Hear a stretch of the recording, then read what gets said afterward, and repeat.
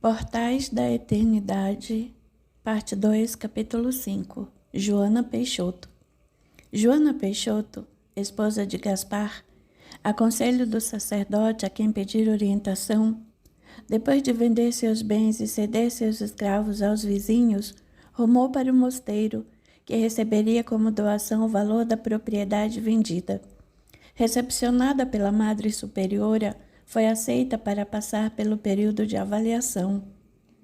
Depois de ter-lhe confessado tudo o que ocorrera na fazenda e ter demonstrado vontade firme de permanecer pelo resto da vida no mosteiro, em penitência e oração. Você pecou gravemente, Joana. Tem de fazer muito sacrifício e muitas orações para poder limpar sua alma e ser recebida no coração de Jesus. A mancha que vejo na sua alma diz respeito ao 9º mandamento e representa um pecado mortal, que, embora já tenha confessado, precisa de reparação. Fique tranquila, pois aqui ninguém saberá o que aconteceu no seu passado. Este será sempre um segredo entre nós duas. Entretanto, seus dias daqui para frente deverão ser de prece contínua, pureza, silêncio, humildade, obediência, fé e esperança, de ser objeto da compaixão divina. Jesus será seu esposo de agora em diante, e a ele você não poderá trair mais. Consagrar-lhe a sua vida inteira e a aliança que receber será o símbolo da fidelidade que ele deve por toda a eternidade. Tudo o que fizer será por amor a ele. Morrerá nesta vida terrena para renascer para a vida eterna. Entende o que lhe digo? Sim, madre. E está disposta a sofrer todos os sacrifícios, que são muitos, em nome de Jesus? Consegue penetrar a profundidade do que falo? Creio que sim. O que lhe estou oferecendo, a vida monástica, é uma graça que Deus lhe confere. Não é um mérito oriundo de suas boas ações. Lembre-se sempre disso. Na sua bondade infinita, Deus ouve por bem lhe dar a mão, a fim de que você possa sair do lamaçal em que se enredou. Você, por sua vez, deverá esquecer-se de si mesma, a fim de viver apenas para Ele. Deverá chegar a um ponto em que possa dizer como o apóstolo Paulo: já não sou eu quem vive, Cristo vive em mim. Termina aqui a história de Joana Peixoto para ter início a vida de uma serva de Deus. Joana, emocionada, começou a chorar. Esperando que ela se refizesse, a Madre Superiora continuou com as suas palavras. Ainda não terminei. Você está ingressando passo a passo na ordem dos irmãos da bem-aventurada Virgem Maria do Monte Carmelo, a Ordem do Carmo. E precisa ser digna de tão grande honra. Consegue entender a mudança que deverá sofrer sua vida? Consegue mesmo? Creio que sim, madre. Disse bem. Creio que sim, pois só saberá de fato quando estiver vivendo o cotidiano sobre as regras do Carmelo. Como a vida de silêncio, oração e sacrifício pertencerá a uma ordem que muito exige neste mundo, mas que vai lhe permitir no futuro entrar para o reino das delícias ao lado do seu Senhor. Até lá, porém, essas regras serão seu guia e limite. O seu modelo será Santa Teresa de Ávila, nossa amada reformadora, e a sua busca, Jesus em toda a sua glória e esplendor. Quer ouvir um pouco da nossa história, Joana? Sem dúvida, madre. Pois bem, a origem da Ordem Carmelita está no Monte Carmelo, na Palestina. Seu fundador foi Santo Elias. Reza a tradição que o profeta Elias fixou-se numa gruta no Monte Carmelo, passando a partir daí a ter uma vida eremítica de oração e silêncio. Desculpe, madre, mas o que é eremítica? Vida eremítica é a vida de um eremita, uma pessoa que opta por viver solitária, em um lugar deserto, longe dos olhos cupidos do mundo. Foi o que fez o profeta Santo Elias. Sabe de quem estou falando, Joana? Não, madre, mas gostaria muito de saber. Santo Elias é conhecido como o profeta de fogo, disse o teólogo holandês Cornélio a Lápide, nos anos 1600, que de fogo eram sua mente, a sua palavra e as suas mãos, com as quais converteu Israel, sendo posteriormente arrebatado ao céu por um carro de fogo para voltar à terra no fim dos tempos. E São Bernardo presta-lhe honra quando afirma que foi modelo de justiça, espelho de santidade, exemplo de piedade, o propugnador da verdade, o defensor da fé, o doutor de Israel, o mestre dos incultos, o refúgio dos oprimidos, o advogado dos pobres, o braço das viúvas, o olho dos cegos, a língua dos mudos, o vingador dos crimes, o pavor dos maus, a glória dos bons, a vara dos poderosos, o martelo dos tiranos, o pai dos reis, o sal da terra, a luz do orbe, o profeta do Altíssimo, o precursor de Cristo, o terror dos baalitas, o raio dos idólatras. Quantos louvores, minha madre! Pois então, vê assim de que matéria são feitos os santos. Mas continuando, foi numa humilde gruta, longe e acima do mundo, no silêncio e na contemplação, que Elias deu início à Ordem do Carmelo. Narra a história bíblica que ele se pôs a orar no alto do Monte Carmelo, implorando a Deus que cessasse uma terrível seca que se abatera sobre o local. Eis que se levantou do mar uma pequena nuvem, como a pegada de um homem, que em pouco tempo deu origem a uma grande chuva. Essa nuvenzinha, Joana, era o símbolo de Nossa Senhora, porque assim como aquele leve nuvem surgiu do mar salgado, sem conter seu amargor, Maria Santíssima surgiu sem pecado da própria humanidade pecadora. Elias compreendeu tal simbolismo e foi o primeiro a cultuar Nossa Senhora. Então, a Ordem do Carmo vem de muito tempo atrás. Sem dúvida, quando o profeta Elias passou a viver monasticamente numa gruta, acabou atraindo outros religiosos que se aglutinaram em torno dessa personagem de primeira grandeza, nascendo daí a nossa Ordem Santa. Você terá a oportunidade de ampliar seus conhecimentos com os livros que vou lhe emprestar. Todavia, quero mostrar sucintamente como se organizou a Ordem do Carmo. Foi no século XVI que Santa Teresa de Ávila, após passar por inúmeras provações, achou por bem reformular o Carmelo. Ela teve visões em que lhe foi mostrado o grande sofrimento que lhe teria sido reservado se tivesse seguido o caminho das vaidades mundanas. Isso a impressionou de tal modo que ela resolveu restabelecer a regra carmelitana em todo o rigor primitivo. Contudo, não foi fácil, pois o próprio Papa Pio IV era contrário a tal intento, ao mesmo tempo em que encontrou enorme resistência da parte do clero e dos religiosos. No entanto, com a intenção de agir por vontade de Deus, não desistiu, ao contrário, deu continuidade às ações que culminaram com a reforma do Carmelo. Ela conseguiu fundar 32 mosteiros, 17 femininos e 15 masculinos, tendo reformado outros tantos. Em todos eles, tanto no convento dos religiosos como no das religiosas, passou a ter vigência a antiga regra carmelitana. Se ela estabeleceu a regra para as freiras, pediu a São João da Cruz que fizesse o mesmo com os frades. Renascia desse modo a ordem carmelitana em toda a sua pureza e pujança.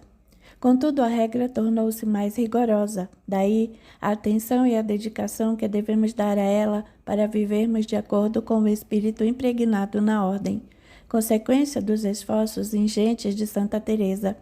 Escolher o Carmelo, Joana, não é fruto do acaso, é o início de uma missão, e ser escolhida pelo Carmelo é o começo de uma tarefa para toda a vida. Devo dizer-lhe que você, de algum modo, escolheu a ordem carmelitana mesmo sem conhecê-la. Entretanto, isso não quer dizer que já foi aceita por ela. Você terá de passar por etapas de provação e, sendo aprovada em todas elas, aí sim, estará entrando no jardim de Deus. Minha madre, eu poderia saber quais são essas etapas? Em primeiro lugar, passará pelo processo de avaliação que durará 1 ano. Se aprovada, vai para o segundo estágio, o noviciado. Nesse período, que terá a duração de 2 anos, receberá o hábito carmelita, a sagrada regra de Santa Teresa e um crucifixo. Terá, assim, tudo de que precisa para suas preces e meditações. A terceira etapa, que durará 3 anos, será a profissão dos votos temporários de pobreza, obediência e castidade. Finalmente, haverá a profissão dos votos perpétuos, em que receberá o véu negro, que simboliza o laço nupcial eterno com Cristo. Terá assim cumprido o noivado espiritual, passando para o desponsório místico. Nesse momento, Joana, você estará vinculada definitivamente à ordem e será encerrada para sempre na clausura. Diante da serenidade das palavras da Madre Superiora, Joana estremeceu. Seria capaz de passar por todas essas provações, mas imediatamente assomou-lhe à memória a mancha que julgava ter lançado sobre a própria alma, e concluiu que faria qualquer sacrifício para não voltar ao mundo. Está disposta a tais provações, Joana? Sei que não deve ser fácil passar por tais etapas, madre, mas sei também que o prêmio final tem um valor infinitamente maior que todos os sacrifícios que terão sido feitos. Neste caso, recebe o primeiro sim, começará agora a passar pela primeira etapa. Uma onda de alegria jorrou do coração daquela jovem mulher, que não tinha mais esperança nenhuma de felicidade no mundo dos homens. Viesse o que viesse pela frente, seria melhor que viver sem poder olhar no fundo dos olhos das pessoas com quem se encontrasse. Não havia segunda opção, a escolha estava feita. E a partir de agora, uma nova mulher.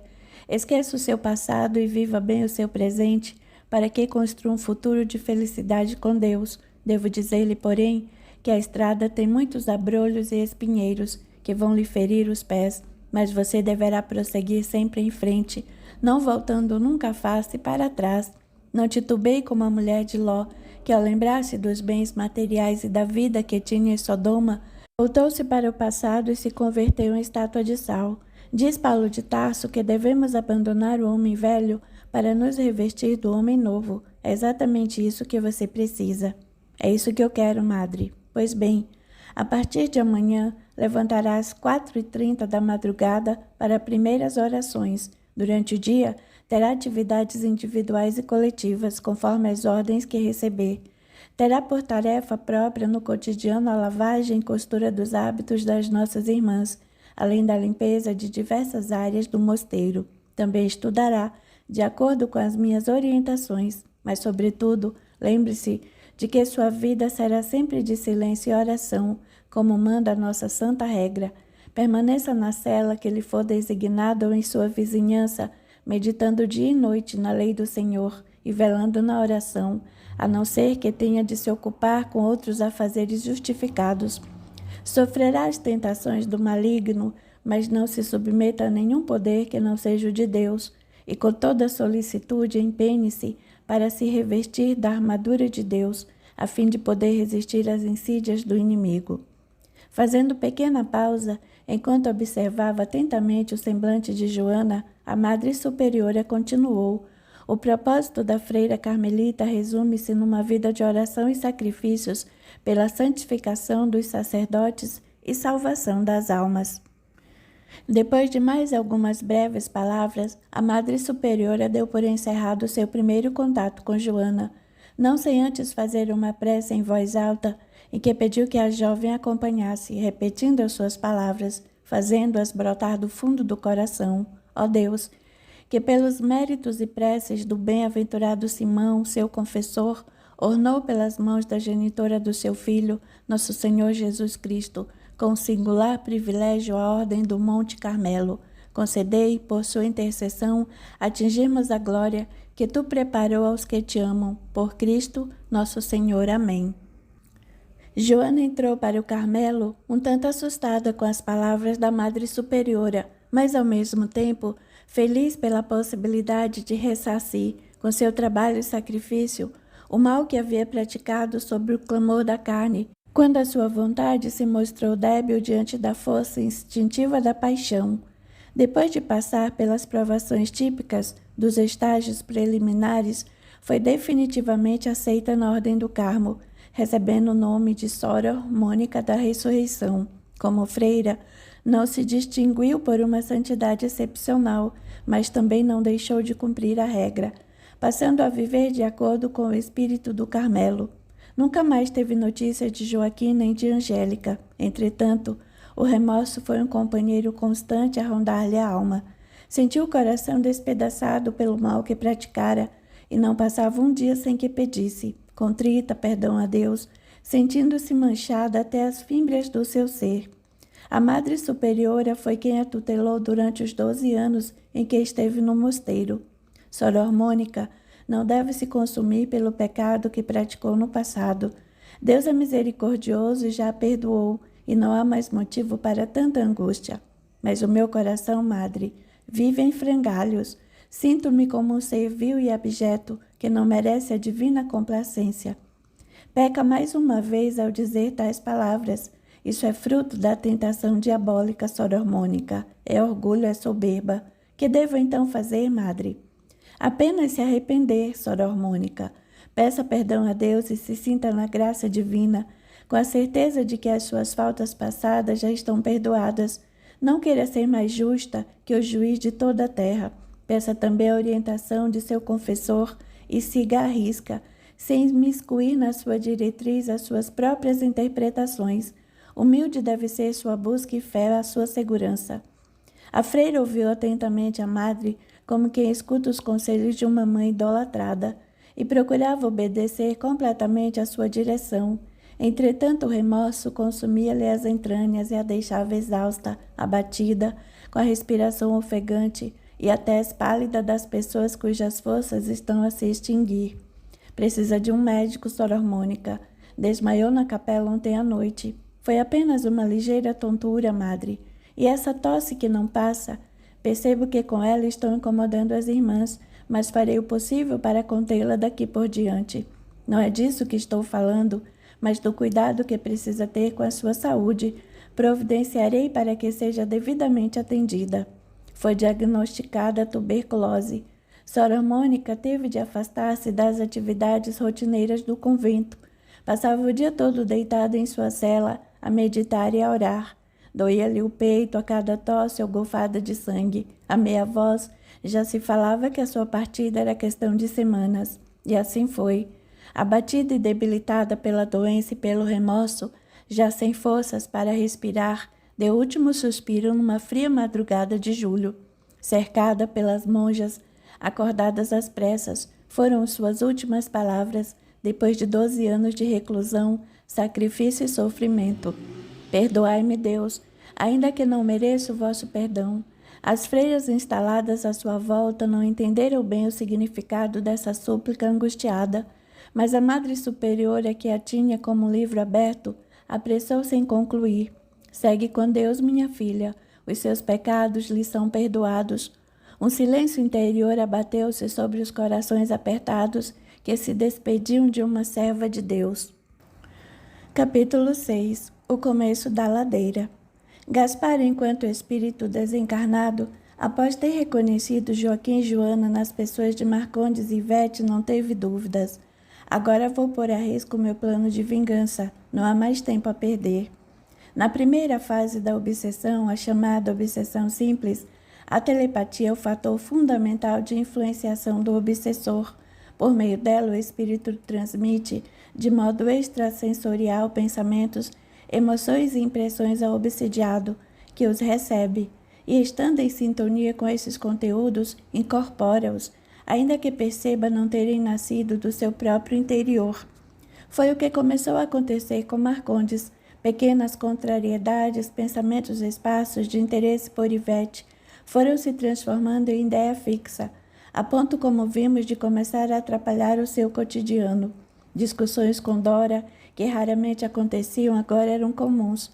Os motivos podiam ser os mais fúteis, como a falta de sal no arroz, a cor do vestido da esposa ou seu penteado.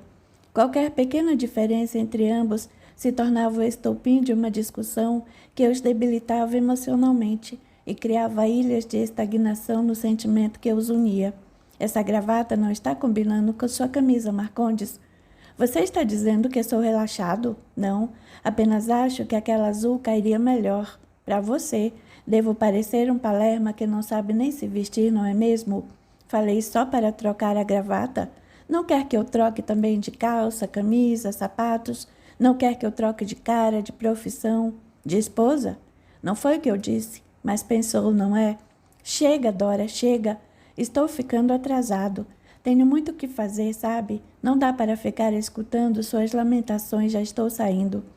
A porta era fechada com estardalhaço e Dora ficava pensando o que estaria acontecendo com o relacionamento deles. Antes tão cordial e compreensivo e agora tão frio e desrespeitoso. Marcondes, por sua vez, saía perturbado, chegando ao consultório agitado e desmotivado para dar início às sessões que se prolongariam até a noite.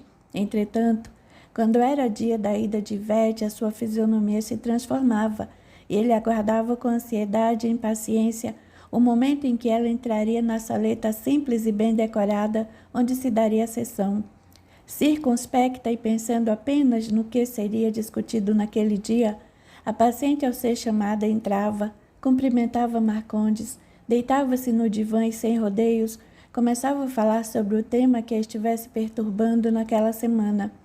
Se inicialmente Marcondes também se mostrava reservado, agora, pelo contrário, tudo fazia para tirar um sorriso dos lábios de Ivete, ou para, de algum modo, aproximar-se mais dela. A mudança de atitude já estava sendo notada pela paciente, que preferia interpretá-la como uma fantasia de sua parte, talvez porque procurava afastar-se da proximidade dos homens, já que não pretendia unir-se a nenhum. No tocante à terapia que vinha fazendo, já se acostumara com o distanciamento que tinha com o psicólogo em relação a ela. Isso era encarado como um ponto positivo, pois o único relacionamento com ele que lhe interessava era aquele forjado no processo psicoterapêutico, nada de amizade ou de intimidade. Entretanto, sem saber por quê, sentia certa atração por Marcondes. Lá no fundo, ela bem sabia que o terapeuta era uma pessoa charmosa, atrativa e sensual. Isso, porém, ficava trancado em seu interior, sem possibilidade aparente de expressão concreta. Agora, no entanto, quando ele parecia aproximar-se mais dela, esses sentimentos começaram a rebelar-se na prisão em que haviam sido instalados, aflorando a consciência de maneira aberta e direta. Ela procurava recolhê-los novamente em seu devido lugar, mas não estava sendo muito fácil. Quando recebeu emprestado o livro que lhe fora indicado por Marcondes, quis rejeitá-lo, mas uma força maior obrigou a aceitá-lo. Tendo logo começado a lê-lo em sua casa, todas as noites, quando voltava do trabalho, se havia dito que eu leria em 2 meses, na verdade, 3 semanas depois, já o entregava ao terapeuta, fazendo muitos comentários. O que você achou do livro? Muito bom, Marcondes. Só isso? Claro que não. Ele me ajudou bastante, particularmente em relação a 3 aspectos. Em primeiro lugar, a sessão transcorria toda ela com os comentários precisos e judiciosos de Ivete. Marcondes maravilhava-se com a inteligência aguda e a cultura demonstrada. Eu não sabia que ela detinha tantos conhecimentos. Preciso tomar cuidado para que não se enfastigue com a terapia. Uma pessoa como ela não pode ser tratada como a maioria dos pacientes. Ela é superior, é especial. Assim, uma comparação inesperada surgiu-lhe à mente. Como seria bom se Dora fosse como ela, engenhosa, culta, segura de si, de uma sensualidade extremada. No entanto, parece que a minha esposa não conseguiu cultivar nada disso. É por esse motivo que o diálogo entre nós tem diminuído. Conversar sobre o que, se ela de quase nada entende. Os 50 minutos da sessão pareciam apenas um breve momento para Marcondes. Quando Ivete se despedia, uma cortina de tristeza e insatisfação abatia-se sobre ele. Os dias que faltavam para o próximo encontro já começavam a ser contados com impaciência. Gaspar assistia a tudo, pensando sempre em como influenciar o próximo passo para a queda definitiva, tanto de Marcondes quanto de Ivete. O vazio existencial que começou a medrar no íntimo do psicólogo foi insuflado pelo obsessor, que passou a incutir-lhe interrogações despropositadas que tinham por objetivo levá-lo à derrocada final. Como é desolador ficar a ir a ver navios quando você poderia usufruir da presença cativante de Ivete, não é mesmo? Olhe sua cara de apalermado sempre que ela vai embora. É isso que você quer na vida, seu bobalhão? Dá para comparar Ivete e Dora? Seja honesto com você mesmo. Dora não chega aos pés de Ivete, não é mesmo? Então por que continuar com ela, já que não lhe satisfaz? Você tem alguma explicação plausível? Não, não é mesmo? Pense bem, Marcondes. Você não tem aproveitado a vida como merece. Não tem usufruído a satisfação sem fim da união real de um homem com uma mulher, não é verdade? Então por que não mandar tudo para os ares e recomeçar uma vida de prazeres e felicidade? Por que não?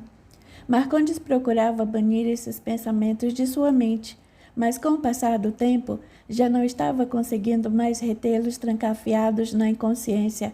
Era preciso agir, e para tal, nada melhor do que procurar conquistar Ivete e quando ela estivesse apaixonada por ele, aí poderia decidir entre ela e a esposa. O empréstimo dos livros foi apenas uma etapa nesse processo de terrível obsessão. De resto, as atenções redobraram-se. Após as sessões, ele procurava retê-la por mais alguns minutos, buscando expressar em pouco tempo o que de melhor lia pela alma. Tratava-se de uma tentativa desesperada de fazer com que Ivete visse nele mais que um terapeuta. Era mister que ela notasse o ser humano que era, o homem, enfim, o parceiro ideal. E agora que ele entrara de cabeça nessa exigente tentativa, iria até o fim, quaisquer que fossem as consequências. Inicialmente, Ivete notou uma pequena modificação nas atitudes e comportamentos de Marcondes, mas não deu maior importância.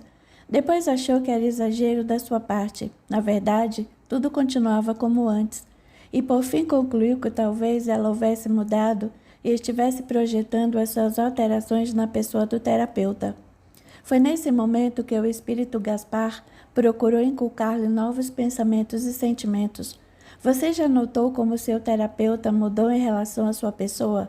Não foi você que mudou, foi ele. Ele está interessado em você, é verdade. Aquele safado está interessado em você. Ele é casado, tem uma filha, mas não tem vergonha. Descaradamente olha para os seus olhos e para o seu corpo. A lascívia, a libidinagem estão estampadas em toda a sua fisionomia. Você que é uma pessoa tão inteligente ainda não notou isso? Preste atenção, Ivete, e dê um basta a esta história de atrevimento e desfaçatez. Ivete procurava não dar ouvidos a tais insinuações que lhe ocorriam. Não sabia como na mente. Não era nada disso, pensava. Marcondes apenas queria ser educado. Afinal, tratava-se de pessoa inteligente, culta e de grande polidez. Assim não deu maior importância ao que lhe ocorrera e continuou com a convicção a que chegara depois de alguma reflexão. No entanto, após poucas semanas, concluiu que, de fato, Marcondes a encarava com olhos diferentes, prescrutadores, como nunca tinham sido antes. Ela sentiu-se incomodada e pensou em relatar isso durante a sessão. Depois desistiu da ideia e achou natural que ela, uma mulher considerada bonita na sua idade, fosse admirada por um homem, mesmo que fosse o seu terapeuta. Antes de psicólogo, ele é um homem, pensou. Logo estará farto de me observar, passando a concentrar-se em outros assuntos. Penso que estou exagerando.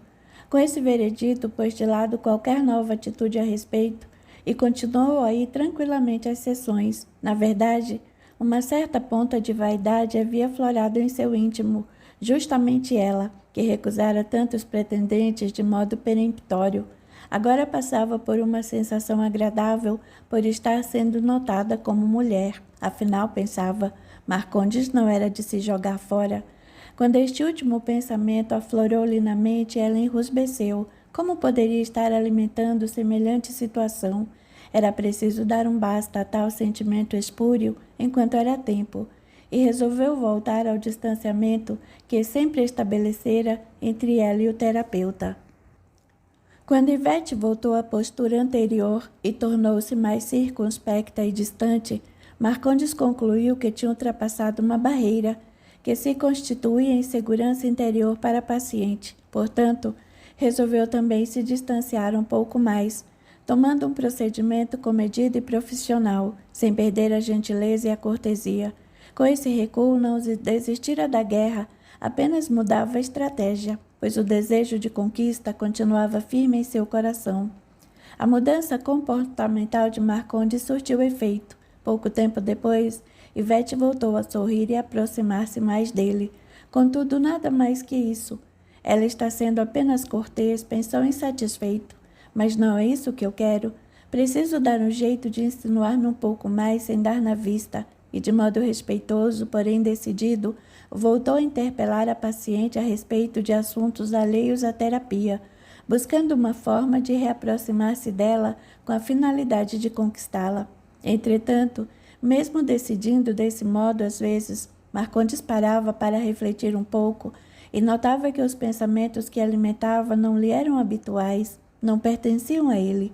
Concluía também que estava agindo contra a ética profissional. Envolver-se afetivamente e sexualmente com uma cliente Era uma transgressão à conduta necessária a um psicólogo clínico. É verdade que não houvera ainda o envolvimento de tal teor, mas essa era a intenção de Marcondes, que ao pensar desse modo imediatamente mudava dizendo: não é isso que eu quero, nunca agia assim. Entretanto, não era isso que ele queria, porque continuava a insinuar-se para Ivete. A tal conjectura ele não encontrava resposta. Se decidia alterar a conduta diante da paciente, não conseguia manter a decisão e voltava à estaca zero. E assim, a fixação pela executiva continuou até o dia em que ele deu um passo a mais na ladeira que se descortinava à sua frente. Depois de aproximar-se dela, que também não conseguiu manter o distanciamento a que se prometera, deu uma investida maior. Conhecedor de uma concorrida feira anual de livros, sugeriu a Ivete que fosse lá, aconselhando a ir na manhã de abertura, quando ainda estavam à venda os livros mais interessantes e mais raros. Aquecendo, ela foi realmente à inauguração, pensando em adquirir algum bom livro. Marcondes, é claro, também foi à feira. Antes, porém, caprichou na indumentária esportiva que escolheu para a ocasião. Dora, notando a ansiedade do marido enquanto se vestia, jogou um comentário que o desagradou. Nossa, parece que você vai a algum encontro? E vou ao encontro da cultura. Seria bom que fizesse o mesmo. Ao pensar no que havia dito, buscou desatinadamente se contradizer, pois o que menos ele queria naquele momento era a companhia da esposa. Desculpe, não quis lhe dar nenhuma indireta.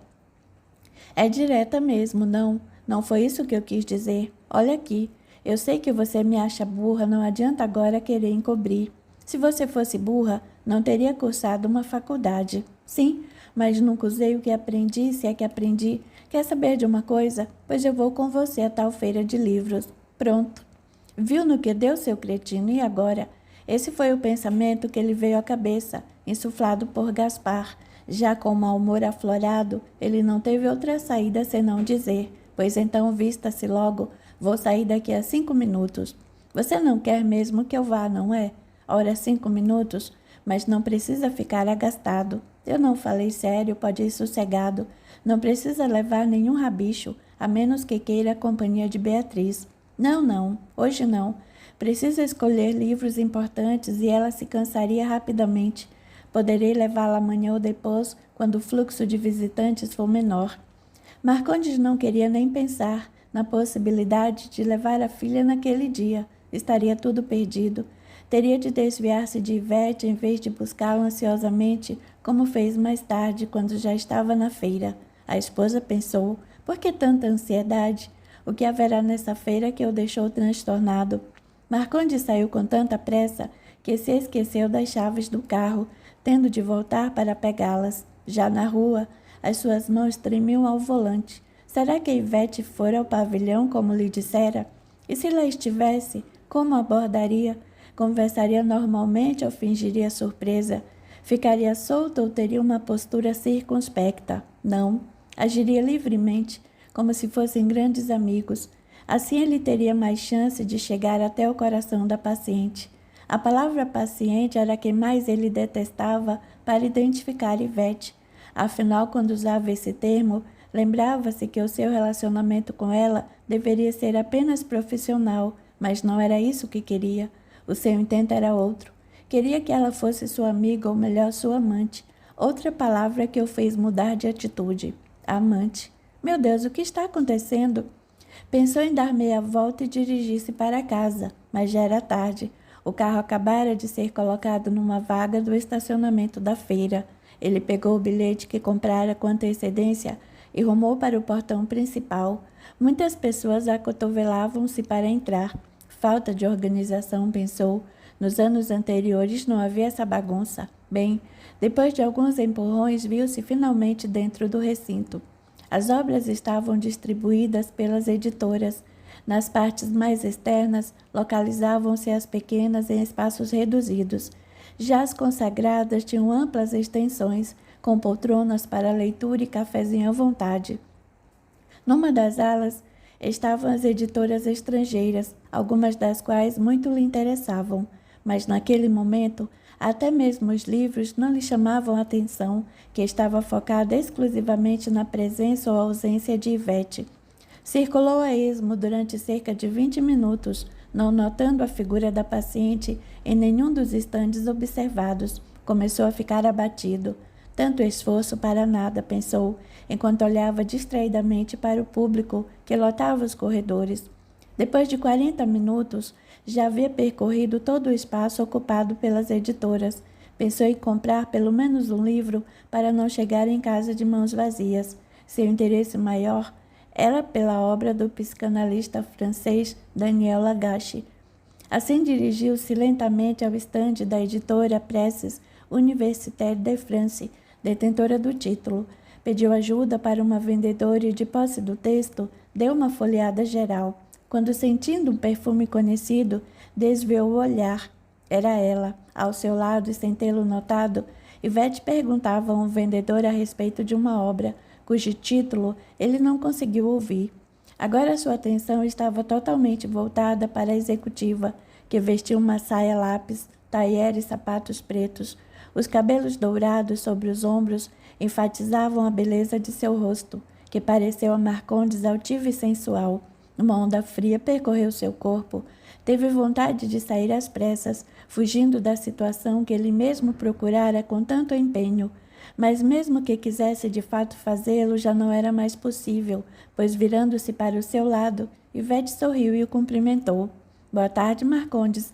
Então você não perde mesmo a feira, não é? Boa tarde, Ivete, é verdade. Como lhe disse, é bom vir no primeiro dia, quando os melhores livros ainda estão nas estantes. E o que você comprou, posso ver? Claro. Ao ler o título, ela sorriu e perguntou, então você, terapeuta, anda às voltas com ciúme amoroso? Não, não. É mais uma obra para pesquisa, ou mais uma arma para usar contra os pacientes. É um meio para eu poder conhecer melhor os pacientes com o objetivo de ajudá-los. Eu sei, estava brincando. E você, que livro está comprando? Quero conhecer Henri Fayol, do original francês. Henri Fayol, um dos clássicos da administração. Ah, agora me lembro. Faz parte dos estudos de psicologia organizacional e do trabalho também.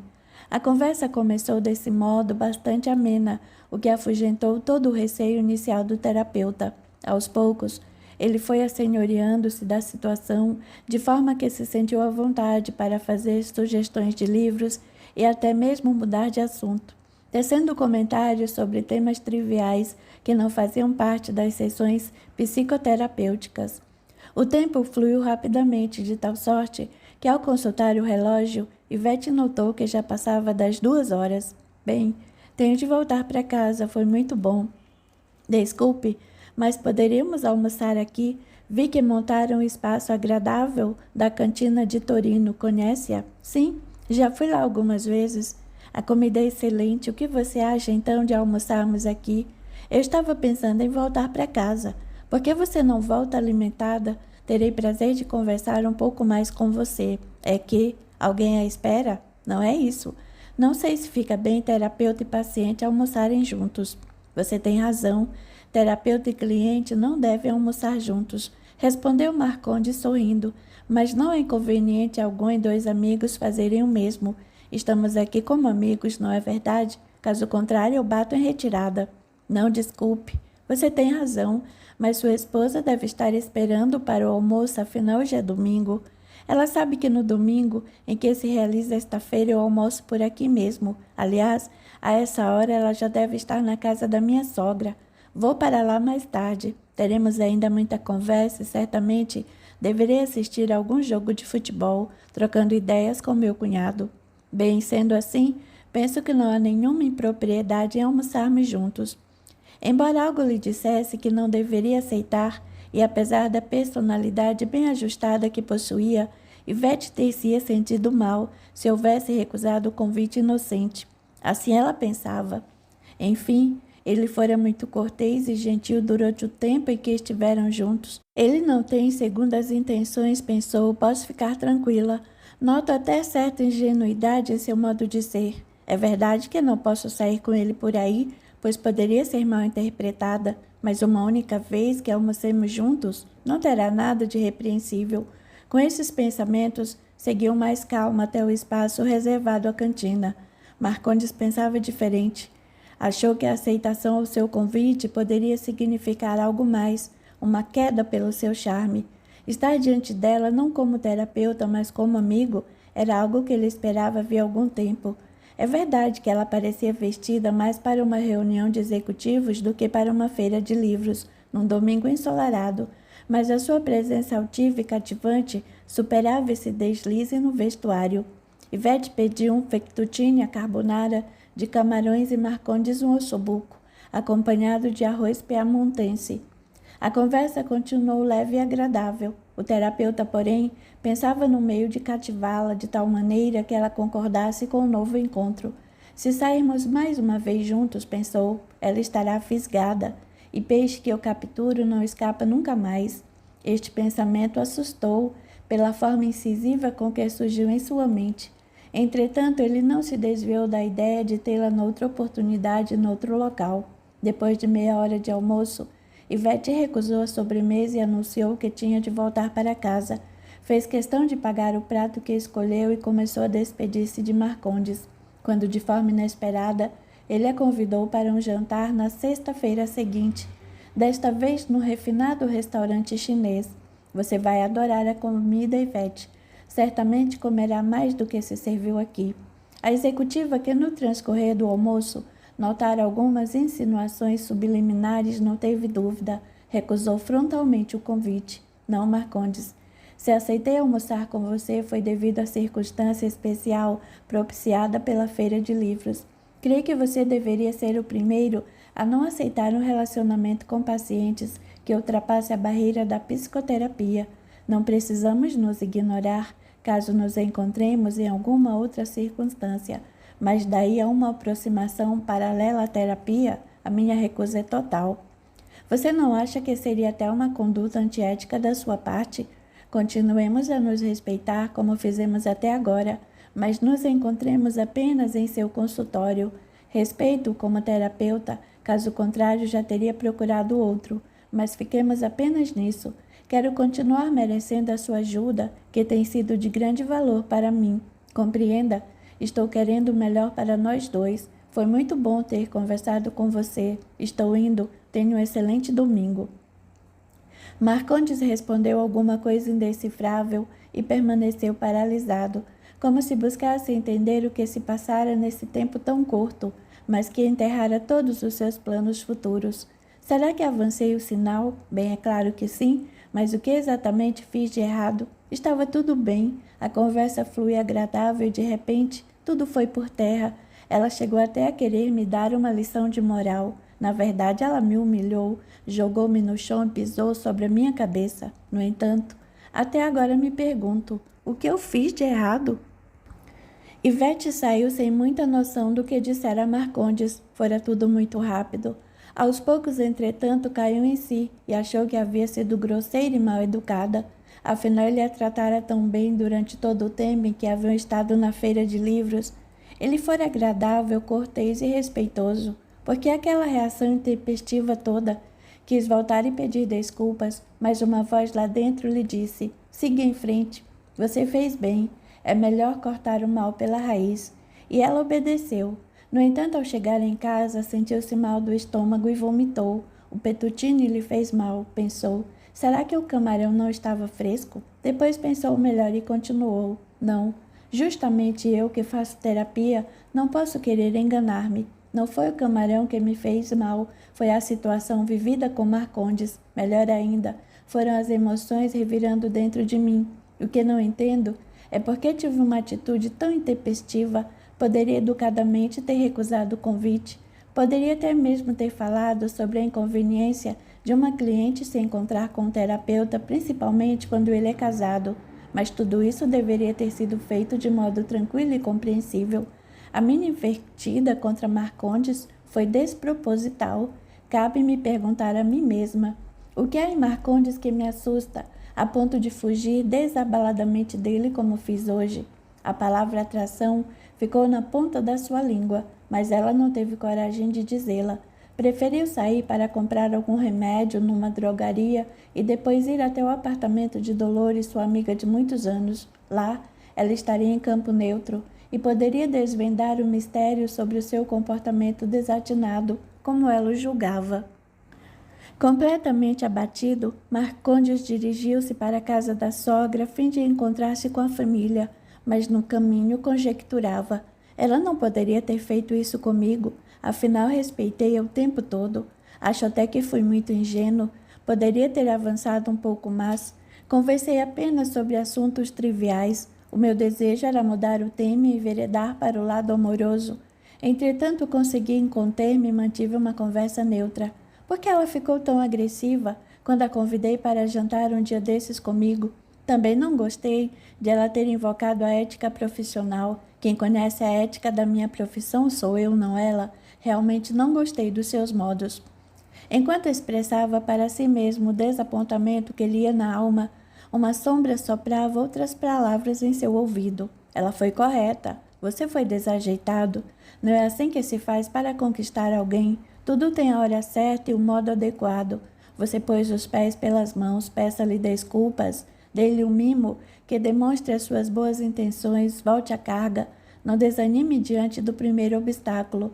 Afinal, você é um conquistador ou um aparvalhado qualquer. Você a ama? Tem de seduzi-la. Só falta encontrar a forma e o momento corretos. Tudo é válido para conquistar quem merece as suas atenções e o seu devotamento. Siga em frente, companheiro, siga em frente. Marcondes deu um suspiro e pensou: se ela está achando que vou desistir tão fácil, está muito enganada. Na próxima investida, serei muito mais cauteloso, muito mais sutil. O carro descia uma ladeira, como faz a alma humana ao ligar-se, de algum modo, a espíritos dominados pelo ódio e pela vingança. Capítulo 7. O trabalho e a vida. Ivete foi ao apartamento de Dolores, amiga de vários anos, para colocar as ideias em ordem. No caminho, continuou refletindo sobre o que ocorrera na feira de livros. Estava confusa. Marcondes teria segundas intenções a seu respeito, ou tudo era fruto da sua própria cabeça? Será que estou fantasiando? Mas ainda que seja isso, parece-me que pelo menos ele se mostrou muito desligado. Afinal, um homem casado saindo com uma mulher solteira para jantar não é comum. Se fôssemos estar com outros amigos, tudo bem, mas sair sozinha com ele não me parece correto. E tenho certeza de que nesse jantar ele me convidaria para outro. Depois de aceitar 2 ou 3, tornar-se-ia rotina. Como reagiria sua esposa? Se fosse eu a esposa, como reagiria? Será que ele não pensou nisso? Ainda conjecturando, ela chegou às redondezas do prédio em que morava a amiga, deixou o automóvel no estacionamento e dirigiu-se rapidamente ao condomínio. Já no living do apartamento, contou detalhadamente tudo o que ocorrera e esperou as considerações de Dolores, que riu e afirmou, sem maiores considerações: ele está querendo conquistá-la. Você acha mesmo? Claro. Em que circunstância o homem casado procura sair com uma mulher solteira? Não sei. Talvez queira apenas jogar conversa fora. Você está sendo muito ingênua, Ivete. Homem casado que sai com mulher solteira não pretende apenas trocar ideias. Desculpe a franqueza, mas ele está afim de você. Não fale assim. Sinto-me sei lá, uma mulherzinha qualquer. Esse é o seu segundo erro. Você não é uma mulherzinha qualquer. Ele que é um safado, um sem vergonha. Dolores falava com uma voz estranha, os modos que não pareciam seus. Ivete, notando isso, ainda tentou contra-argumentar, mas a amiga interrompeu, dizendo com certo rancor: deixa de ser burra, Ivete. Dê um chute no traseiro desse terapeuta de meia tigela. Você não merece isso. Você é uma mulher inteligente, culta e muito digna. Não se deixe levar por esse cafajeste. Primeiro você fala que eu sou burra. Diz que sou inteligente, afinal, eu sou inteligente ou sou burra? Você é inteligente, claro, mas essa história está sendo burra. Acabe logo com isso e mais. Diga que se ele insistir, você ligará para a esposa dele. Agora você exagerou, também não é assim. Ele apenas me convidou para jantar. Na verdade, o jantar é apenas o aperitivo, depois... Não sei o que dizer. Aliás, foi por essa razão que vim até aqui. Nós somos amigas, Ivete. Não posso ocultar-lhe a realidade. Ele quer torná-la sua amante. Você crê realmente nisso? Eu tenho certeza. A conversa continuou mais um pouco centrada nesse tema. Depois Ivete procurou mudar de assunto. pois o ambiente já estava ficando pesado. Na verdade, ela continuava confusa, sem saber realmente qual era a intenção de Marcondes. De uma coisa, entretanto, estava certa. Jamais sairia para jantar com ele. Nesse ponto, o diálogo com Dolores fora produtivo. Enquanto as duas conversavam, o espírito Gaspar, aproveitando-se do estado de ânimo depressivo de Dolores, insuflou-lhe todas as considerações que ela teceu sobre a pessoa de Marcondes. Esse pilantra não vai passar-me para trás outra vez, pensava agastado. E a minha mulher não vai cair nos braços de ninguém. Se não é para mim, também não é para os outros, e muito menos para esse moleque descarado. Já com relação a Ivete, ele queria influenciá-la no sentido de repelir ostensivamente Marcondes. No entanto, ela, com sua moralidade superior, não abria nenhuma brecha para as insinuações daquele espírito que um dia fora o seu esposo. E também não havia necessidade, pois exatamente devido ao seu caráter, forjado em valores morais elevados, por si mesma, ela estava decidida a cortar o mal pela raiz. Ivete realmente uma mulher austera e decidida. A sua escolha para gerente geral na empresa em que trabalhava deveu-se em parte à sua competência técnica e também às suas qualidades morais. Desde que fora admitida, mostrara-se interessada no trabalho e automotivada para cumprir as suas atividades dentro dos postos que ali ocupou. Agora, como gerente geral da área de vendas, embora não tivesse sido vendedora, mostrara sua competência para estabelecer metas e incentivar as equipes para que buscassem cumpri-las. A sua promoção foi uma espécie de última esperança do diretor-presidente, visto que haviam sido experimentados 2 gerentes comerciais que não tinham conseguido dar conta das funções. O problema era que, mesmo sendo executivos, eles trabalhavam como se fossem executores, ou seja, continuavam vendedores, olvidando as funções de planejamento, organização, controle e, particularmente, lideranças. Ivete, por não ter sido vendedora, assim que assumiu o posto, começou a desenvolver as suas habilidades de gestão, como fizera antes quando era gerente administrativa. O resultado foi que a massa de vendedores sentiu-se motivada pelo novo ar insuflado pela executiva, e como consequência inevitável, as metas voltaram a ser atingidas. Com isso, ela passou a ser muito prestigiada na empresa. No entanto, lá no fundo do coração, via-se como uma mulher muito rígida, fechada numa redoma de intelectualidade. Era necessário, pensava, abrir-se mais, deixar que as emoções saudáveis fluíssem naturalmente. Era necessário maior contato com os outros. E, sem dúvida, era importante criar uma rede de amizades, a fim de que a sua vida não se resumisse apenas ao trabalho, como tinha sido até aquele momento.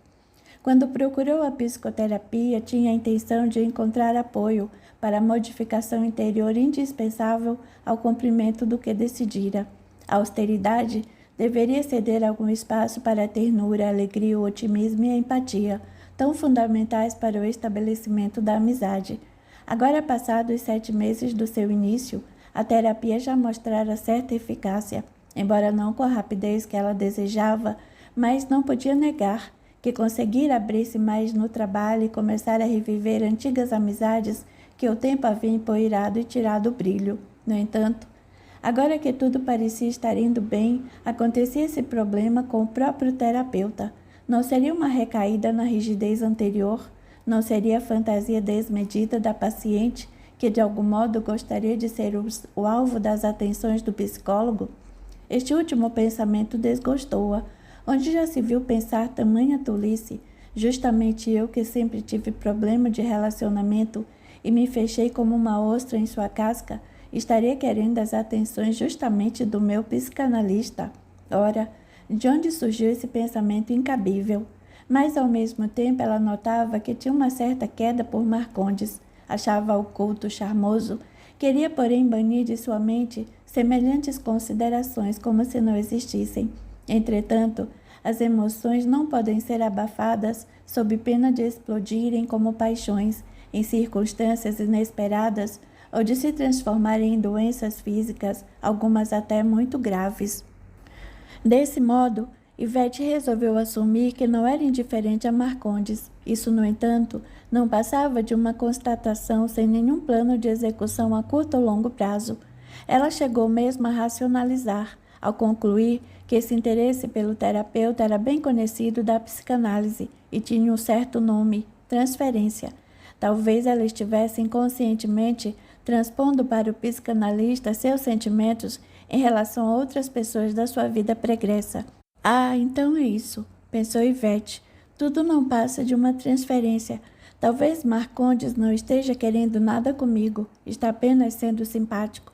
Ou está querendo ser um dos meus amigos, afinal não foi em parte por esse motivo que comecei a psicoterapia?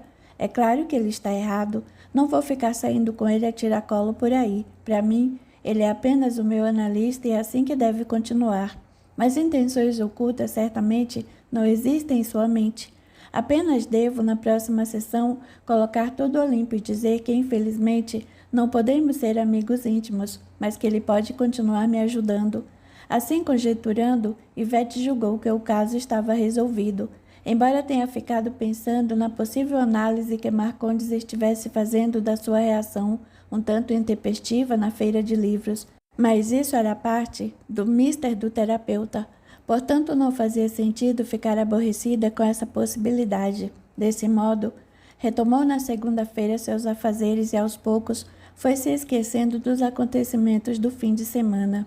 No entanto, como pessoa moralmente rígida e até mesmo perfeccionista, à noite, quando se deitava, caía-lhe na memória a maneira como recusar o convite de Marcondes e ficava meditando se agira da maneira correta.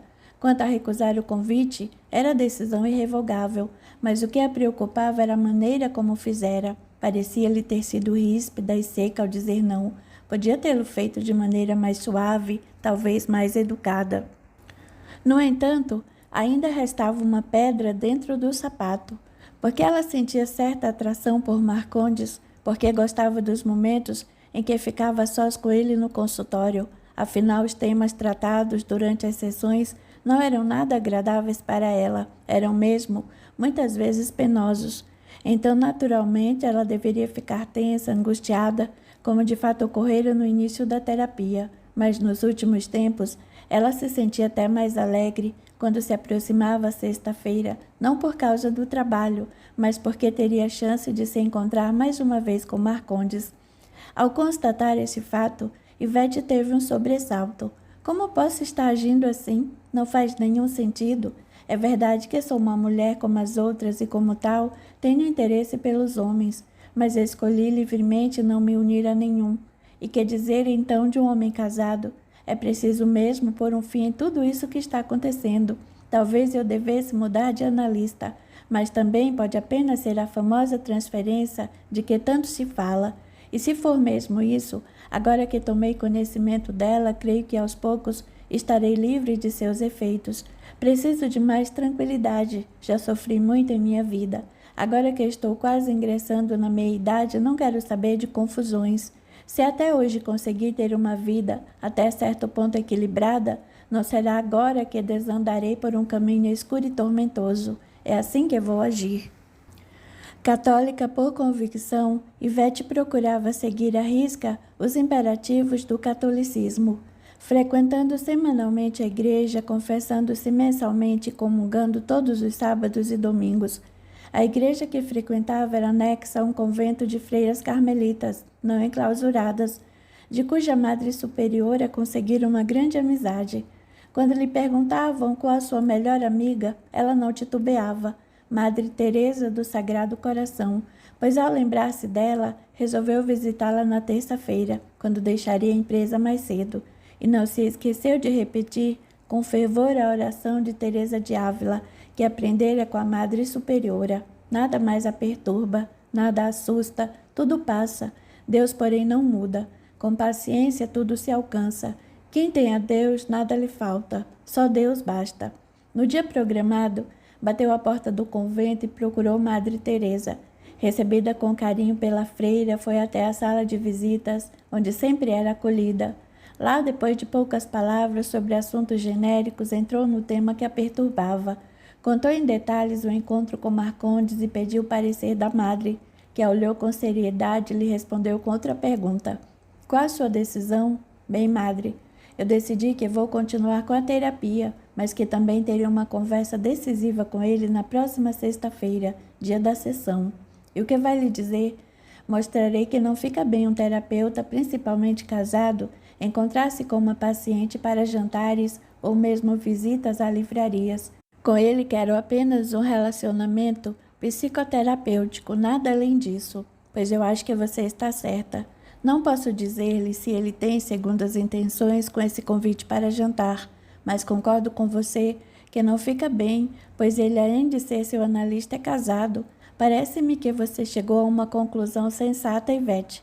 Apenas tenho a acrescentar que a conversa deve ser racional, firme e segura. Se ele insistir, creio que seja melhor procurar outro terapeuta. O que você acha? Madre, a senhora falou realmente o que faltava. A conversa deve ser racional, firme e segura. Será um diálogo franco, mas não agressivo.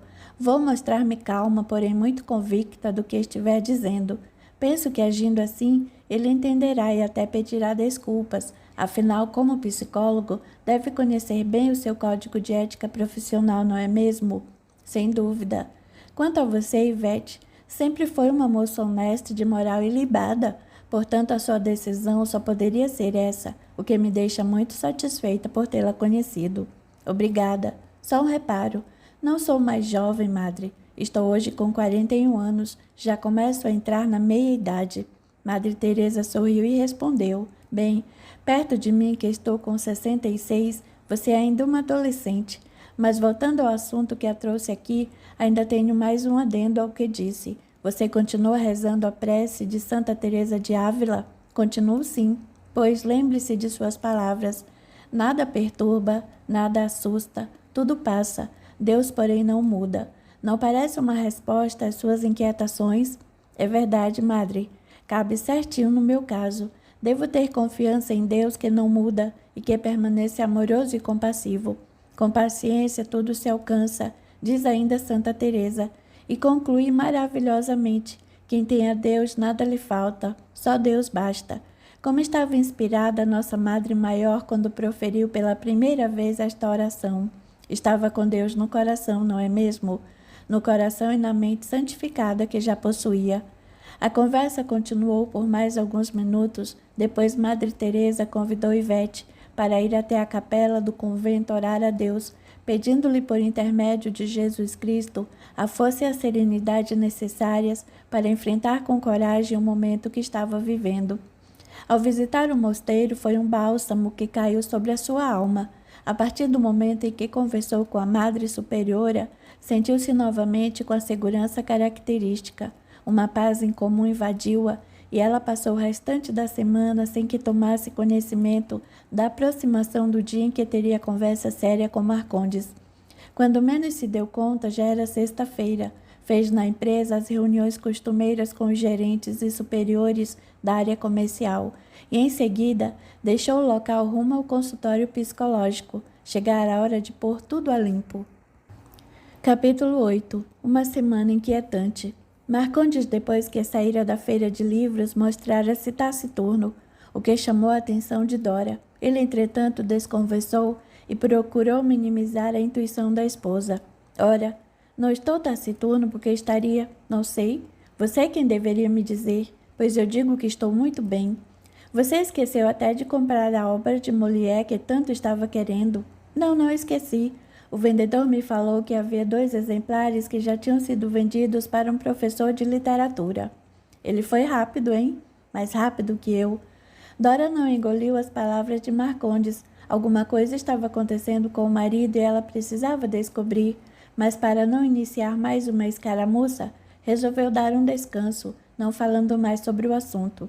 Marcondes matutava.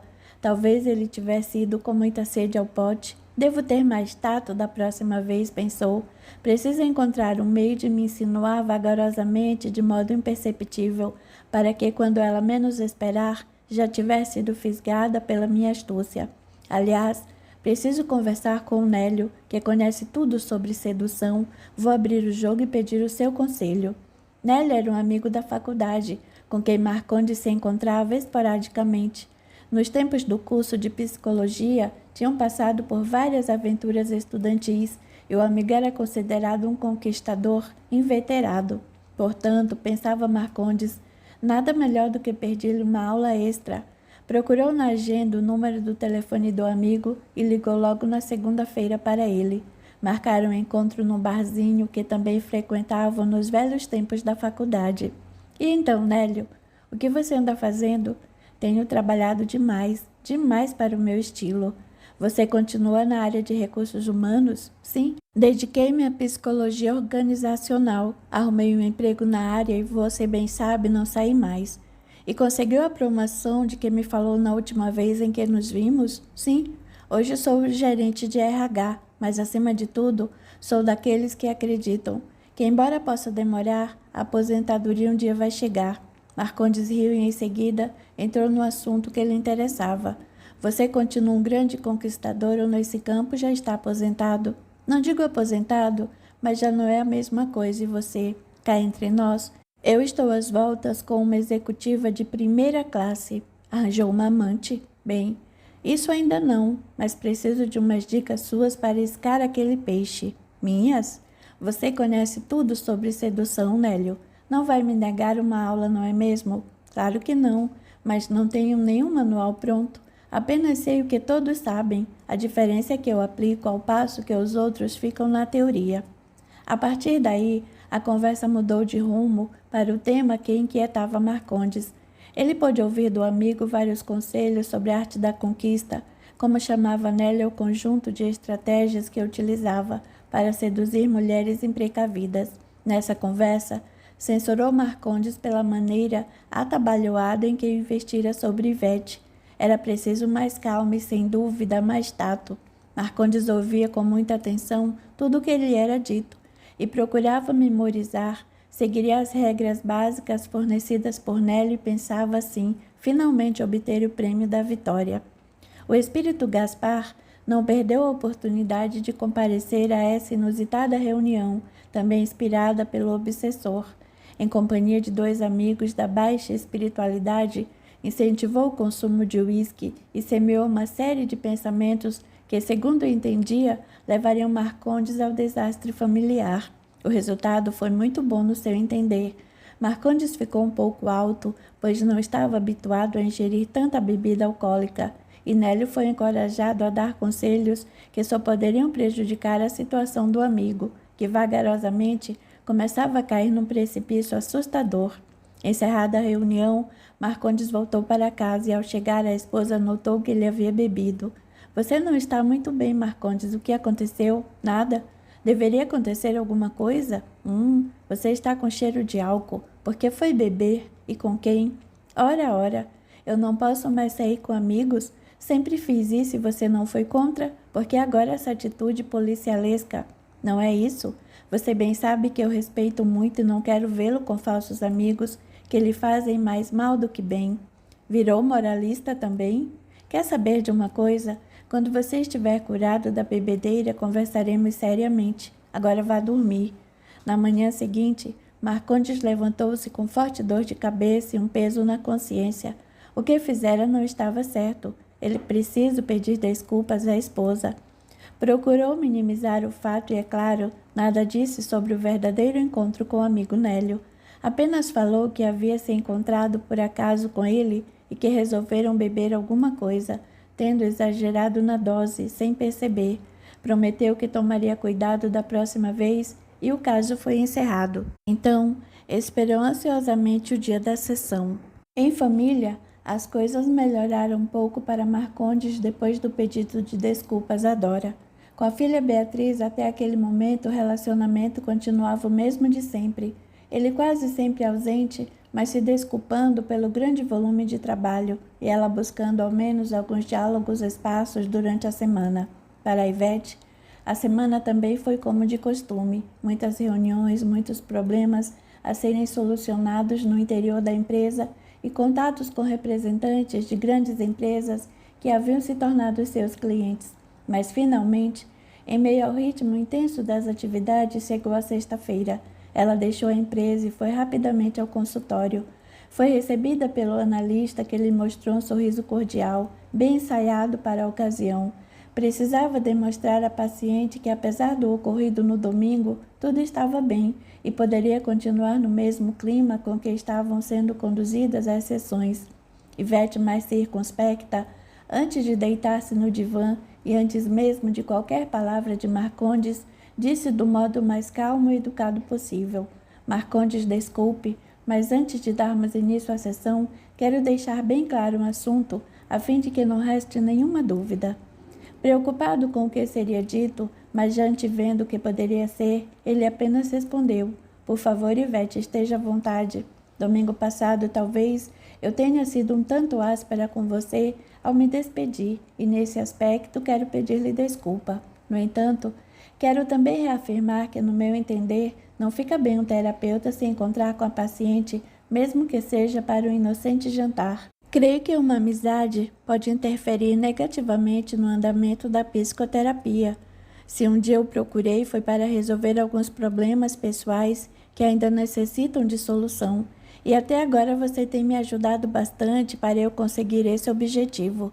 Não devemos, entretanto, passar disto. A sua participação na minha vida é muito importante e eu espero que continue sendo, até o dia em que eu possa receber alta. Nesse momento, Marcondes, terá sido encerrada mais uma etapa da minha vida e eu seguirei o meu caminho, apoiada pela mão de Deus, como tem acontecido até agora. Quanto a você, continuará, creio eu, exercendo essa nobre profissão de ajudar os que necessitam de apoio psicoterapêutico para reconstruir a vida. É assim que eu pretendo dar continuidade à análise. Você concorda?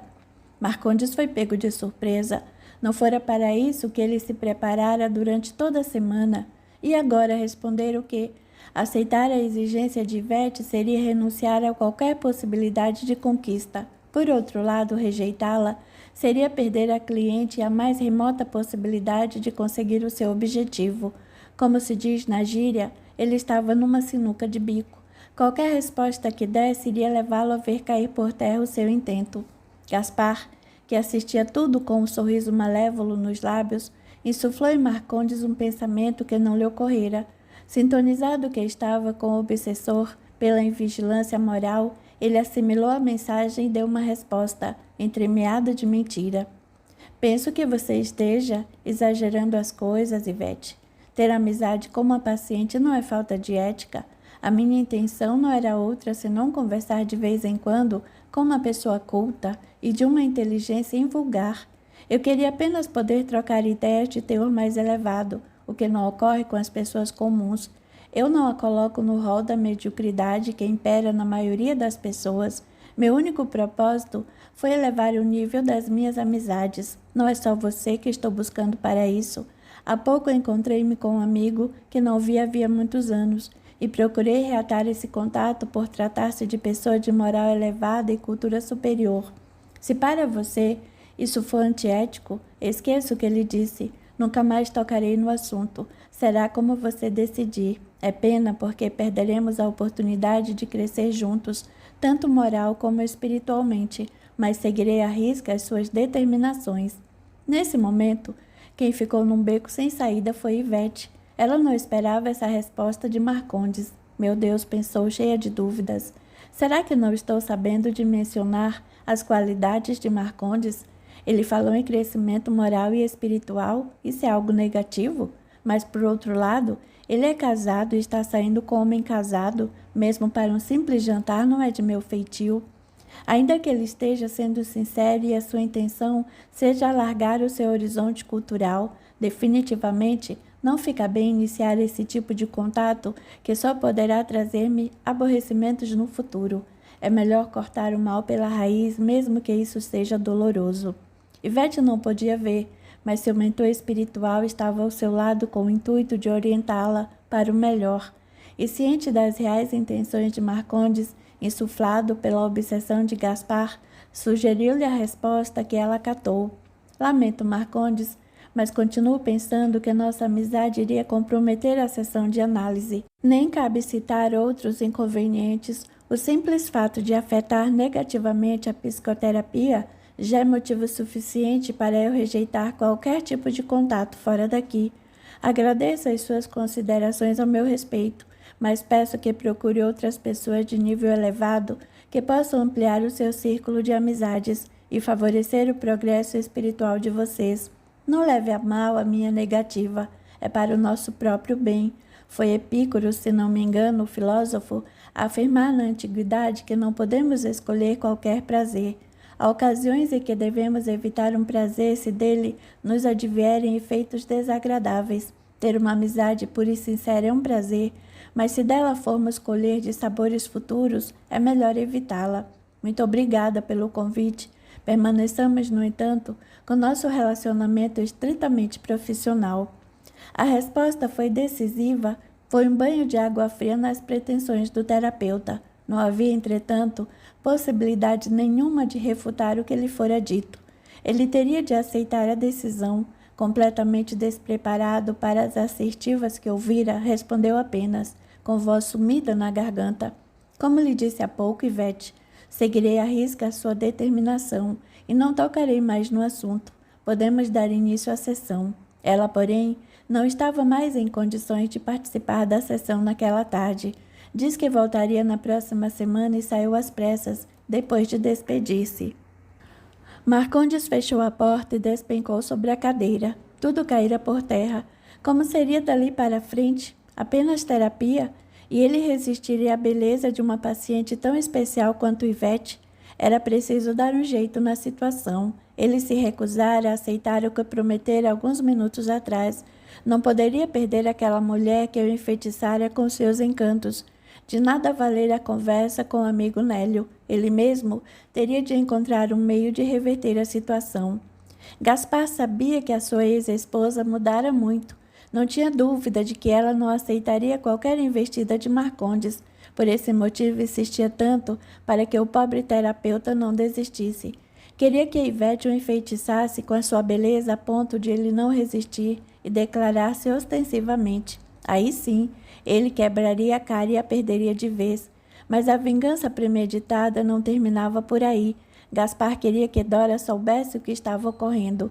Com isso, a harmonia familiar seria quebrada e Marcondes teria mais uma derrota bem merecida, como conjecturava o obsessor. Entretanto, para que isso pudesse acontecer, era necessário que Dora também lhe desse ouvidos. Na verdade, ela desconfiava de que havia alguma coisa errada com o marido. Não sabia ainda o que era, mas queria descobrir. O relacionamento conjugal entre ambos já não era o mesmo de alguns meses atrás. Disso Gaspar já sabia. Dora começava a alimentar desconfiança, insegurança e desamor em seu coração, pego de surpresa pelos modos ásperos com que Marcondes a vinha tratando. Era a oportunidade de que precisava o obsessor. Foi assim que, dirigindo-se à residência de Dora, encontrou-a pensativa e desanimada diante da situação que estava vivendo e pela qual nunca esperara. O que estaria acontecendo com Marcondes? Porque essa mudança em suas palavras, em seus gestos, em seu modo de tratá-la? Isso é coisa do coração, Dora. Sussurrou-lhe no ouvido Gaspar. Uma ideia esquisita percorreu-lhe a mente. Estaria o marido interessado em outra mulher? Ah, não. De onde me veio esse pensamento? Nunca pensei isso dele. Pode ser a tal crise da meia-idade. Afinal, ele já não é mais jovem. É justamente nessa fase que alguns homens titubeiam. Já não são mais os garotões de outrora. Os fios brancos estão tomando conta da cabeça. Não conseguiram realizar todos os seus sonhos. E possivelmente não realizaram alguns, que acalentaram com muito carinho. A vida parece perder o significado. Não foi assim que ele mesmo me falou a respeito de um de seus amigos? Porque ele também não poderia estar passando por isso. O que você pensa pode ser verdadeiro, Dora, mas é apenas uma pequena parte. Soprou-lhe Gaspar, buscando ser o mais convincente possível. Marcondes está passando mais tempo fora. Tem procurado amigos de quem nem mesmo se lembrava. Você notou como ele tem se vestido com esmero? Antes não era assim. Você vivia dizendo para ele combinar melhor a camisa com a gravata, as meias com os sapatos. Hoje ele faz isso muito bem, com muito cuidado. E o perfume? Agora só usa os de grife. E você não reparou como ele está ficando mais tempo diante do espelho, arrumando zelosamente os fios soltos dos cabelos? Abre os olhos, mulher. Abre os olhos. Uma nuvem de tristeza baixou sobre Dora. Não era possível que Marcondes estivesse se interessando por outra mulher, ela pensou. Ele nunca foi de botar os olhos em ninguém, nem em você, não é, Dora? Rebateu Gaspar, continuando. Mas o homem pode cansar-se de viver uma vida insossa como a que vocês levam. E aí? Aparece aquela mulher bela e sedutora, pronta para fisgar maridos alheios e para destruir lares tão bem construídos. Dora, infelizmente seu marido foi fisgado. Eu não sei o que você poderá fazer para mudar a situação. Ou melhor, eu sei. É preciso que você... Dora resolveu acabar com pensamentos tão estranhos. Não parecia que fosse ela pensar tudo aquilo. Os pensamentos pareciam vir de fora para dentro, como se alguém lhe soprasse ideias que ela não alimentara. Chega, chega. Vou fazer alguma coisa para o jantar. Assim me distrai um pouco. E pôs de lado os pensamentos insuflados por Gaspar. Durante a semana, Dora prestou muita atenção aos menores gestos do marido, procurando ler nas entrelinhas o que de fato ele estava sentindo. O que ela conseguiu foi confirmar que ele mudara. Já não estava rindo como antes, tornara-se taciturno. Às vezes respondia ao que ela lhe dizia apenas com monossílabos, mostrando-se alheio ao tudo. Parecia ter se convertido numa pessoa sensível demais, pois qualquer coisa que lhe fosse dita e que pudesse ser tomada como uma crítica construtiva, ele logo ficava amuado e trancava-se em seu escritório, não aceitando mais nenhum tipo de conversa. Enfim, estava difícil a vida comum do casal. Com relação à filha, ele trocava algumas poucas palavras, mas logo procurava qualquer coisa para fazer, a fim de ocultar-se e evitar o prolongamento do diálogo. Se antes ele se sentia mal por não poder estar muito tempo com Beatriz, agora a evitava sempre que podia. Ela, acostumada com sua ausência, não chegou a perceber a mudança. Entretanto, a mãe notou também essa modificação negativa do marido. O que ela não sabia, porém, era como reverter a situação, nem se isso era possível. O fim de semana foi péssimo para Marcondes. A rejeição de Ivete caíra-lhe fundo na alma. Ele não tinha fome, não sentia vontade de conversar com ninguém e também não sabia como agir dali para frente, tanto em família como em relação à paciente. Aceitar o que ela lhe dissera seria pôr de lado tudo o que arquitetara e rejeitar para sempre a conquista maior da sua vida, como ele pensava. Abandonar o barco não lhe passava pela cabeça, porém não conseguia criar nenhuma estratégia para voltar à carga e prosseguir o que pretendia. Por tudo isso, começou a evitar os familiares, fechando-se no escritório e pensando no que fazer para converter a derrota fragorosa numa vitória insofismável. Mas faltava-lhe ideias que pudessem ter a força necessária para mudar a situação melancólica em que se convertera sua vida. Gaspar observava as atitudes e a conduta de Marcondes, rindo satisfeito, pois ele queria mesmo que o desafeto sofresse muito, antes de insuflar-lhe pensamentos que o levassem ao fracasso total. Era preciso que ele experimentasse uma dor profunda, que ele padecesse um sofrimento atroz, sentindo-se rejeitado, humilhado, aviltado até o momento em que, totalmente perdido diante da situação vivida, aceitasse incondicionalmente as sugestões pérfidas do obsessor, sugestões que o levariam ao fundo do poço. Gaspar teria paciência suficiente para esperar o momento certo e dar o bote final. Capítulo 9. Nova paciente, velho problema. Apesar dos maus momentos que estava vivendo, Marcondes fez o possível para continuar atendendo os seus pacientes da melhor maneira possível.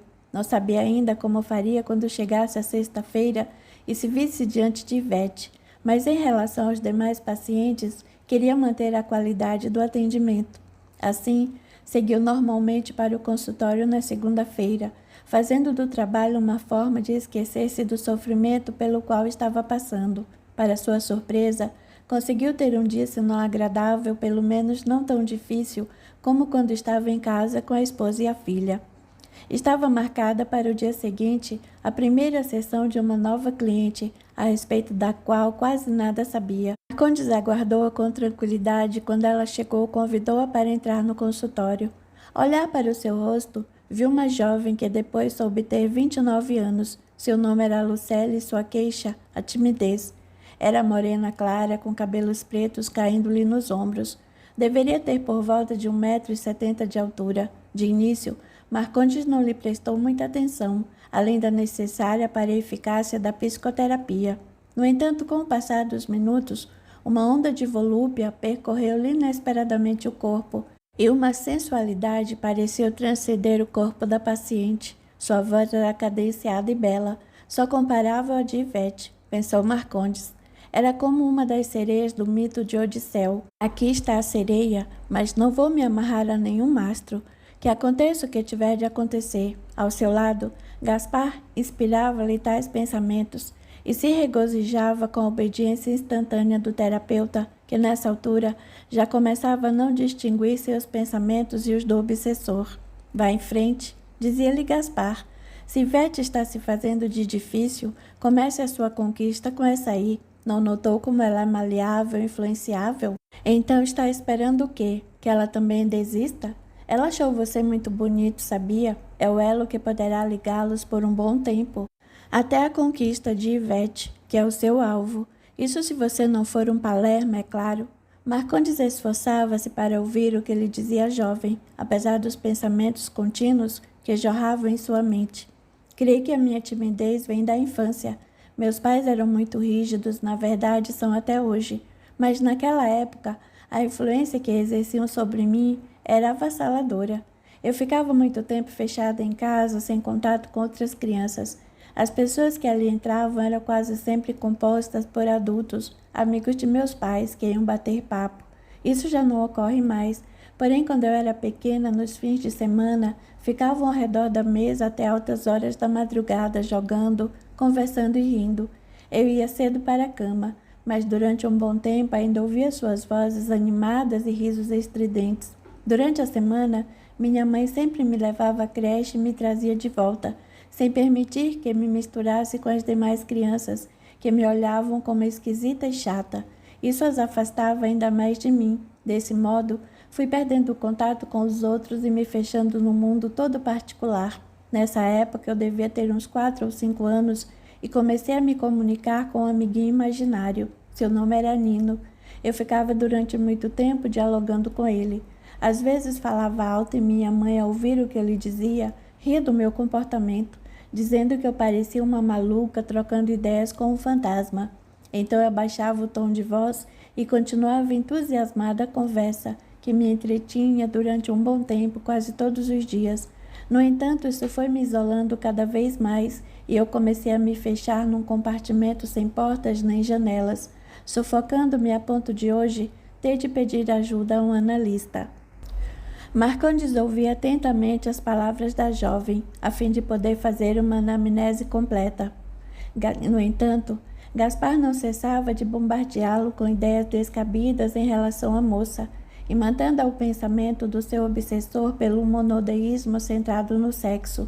Ele precisava de um esforço muito grande para conseguir entender o que Lucélia lhe dizia, a fim de melhor diagnosticar a queixa apresentada.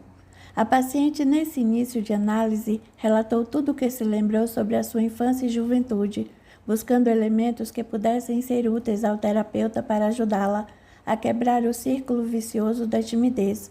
Ele lhe fez poucas perguntas e ouviu mais o relato sentido que a jovem fazia, sintetizou em breves anotações o fruto da queixa e buscou entender o que ia na alma de Lucélia. Ela está precisando de uma aventura, sussurrou-lhe Gaspar. E você fica aí estático, ouvindo as palavras vazias que ela lhe diz. Seja homem ao menos uma vez na vida. Ela é jovem, bonita e precisa de alguém mais experiente para tirá-la dessa redoma. Deixe de carolice e dê início à conquista. Esta é mais fácil que a Ivete. Você está esperando o quê? Lucélia gostou muito dele. Foi a única vez na vida que pôde dizer tudo o que lhe ia no coração. E melhor ainda, foi a primeira vez que alguém ouvia tudo que ela tinha a dizer sem interrompê-la ou mudar de assunto. Queria continuar com a terapia, pois achava que por meio dela conseguiria finalmente ver-se livre do problema que a atormentava. Viver no isolamento, na solidão não é fácil. Pensou sair do consultório, e agora parece que encontrei realmente o meio de livrar-me deste peso. Se a paciente saiu satisfeita, o mesmo não aconteceu com Marcondes, que, inspirado pelo obsessor, Se recriminava por ter sido Palerma um abobalhado, que não mexer um dedo para iniciar a conquista da moça. Na próxima sessão tudo será diferente. Vou lançar a isca. Eu vou conquistá-la totalmente. Ou não me chamam Marcondes. A verdade é que, infelizmente, ele passava para um estágio mais avançado de obsessão. Não era ele que estava com tal pensamento, e sim Gaspar, que lhe instigava ideias impróprias com o intento de destruí-lo, tanto profissional como familiarmente. Mas ele não conseguia mais distinguir os seus pensamentos dos pensamentos do obsessor, julgando que todos eles partiam da sua própria mente.